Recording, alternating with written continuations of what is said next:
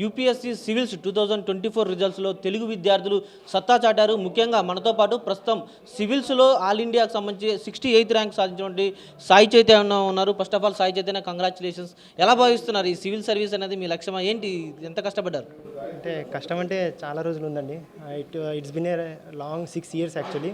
2019లో నేను గ్రాడ్యుయేషన్ అయ్యాను. దాని తర్వాత జాబ్ లాంటిది ఏం లేకుండా డైరెక్ట్ సివిల్స్లోనే దిగుదామని అనుకున్నాను. సో 2019 నుంచి స్టార్ట్ అయింది నా జర్నీ అనేది. ఫస్ట్ అటెంప్ట్లో ప్రిలిమ్స్ పోయింది, సెకండ్ అటెంప్ట్లో మెయిన్స్ పోయింది, థర్డ్ అటెంప్ట్లో ఇంటర్వ్యూ పోయింది, మళ్ళీ ఫోర్త్ అటెంప్ట్లో ఇంటర్వ్యూ పోయింది, ఫిఫ్త్ అటెంప్ట్లో మెయిన్స్ పోయింది, ఫైనల్ సిక్స్త్ అటెంప్ట్లో నాకు 68 వచ్చింది. చాలా ఆనందంగా ఉంది.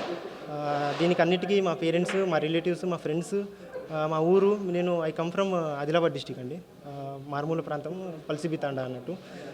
సో అక్కడ నుంచి వచ్చాను. So I think I will directly get an IAS this time and I'm happy అన్న.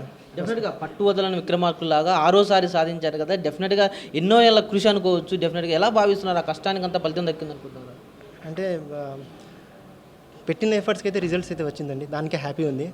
మోరోవర్ నేను ఈ మీడియా ద్వారా ఏం తెలియజేయగలుగుతున్నా అంటే, మా ఫ్రెండ్స్ కూడా నా సర్కిల్లో చాలామంది అవ్వలేదు. వాళ్ళకి ఏం చెప్తున్నా అంటే, మీరు దిగులు చెందకండి, పక్కా మీ ఇంకా అటెంప్ట్స్ ఉంటే రాస్తూ ఉండండి, పక్కా ఏదో ఒక రోజు వస్తుంది.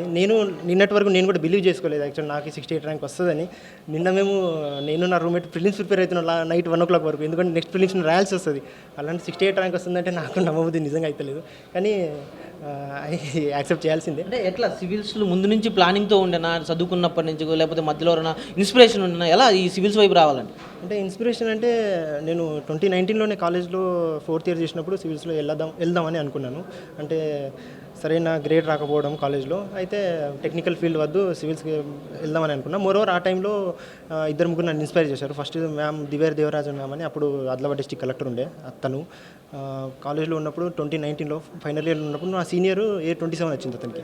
ఆయనను చూసి, మోరోవర్ మా బాబాయ్ నేను చిన్నప్పుడు ఉన్నప్పుడు బాబాయ్ గ్రూప్ 1 ఇంటర్వ్యూ వరకు వెళ్ళాడు. ఇంకా గ్రూప్ 1 ప్రిపేర్ అవుతూనే ఉన్నాడు, మొన్నటి వరకు కూడా ప్రిపేర్ అయ్యాడు.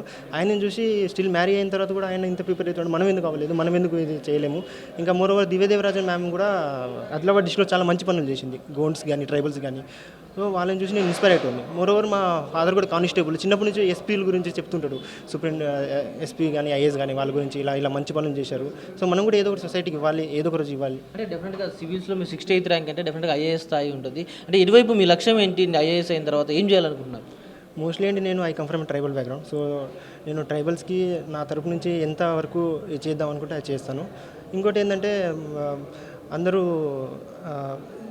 ఈ ట్రైబల్సే కాకుండా మిగతా ఏదైతే వేరే గవర్నెన్స్ లాంటి ఆస్పెక్ట్స్ ఉన్నాయో దానికి కూడా నా వంతు ప్రయత్నించి నా నాలెడ్జ్ ఏదైతే నేను గెయిన్ చేశానో ఈ ఓవర్ ద 6 years, చిన్నప్పటి నుంచి ఏదైతే టెక్నికల్ అవన్నీ చేశానో దానికి ఫర్ ఎ ఫ్యూచర్ ఇండియా అన్నట్టు, ఫర్ ఎ బెటర్ ఇండియా, అందరికీ యాక్సెసిబుల్ ఉన్నట్టు, అందరికీ అవైలబుల్గా ఉన్నట్టు, ఇంకా ఏదైతే మన గవర్నమెంట్ టార్గెట్స్ ఏదైతే ఉన్నో దాన్ని మీట్ అయ్యేటట్టు నేను ప్రయత్నిస్తామని అనుకుంటున్నాను. వన్స్ అగైన్ కంగ్రాచులేషన్స్ అయితే.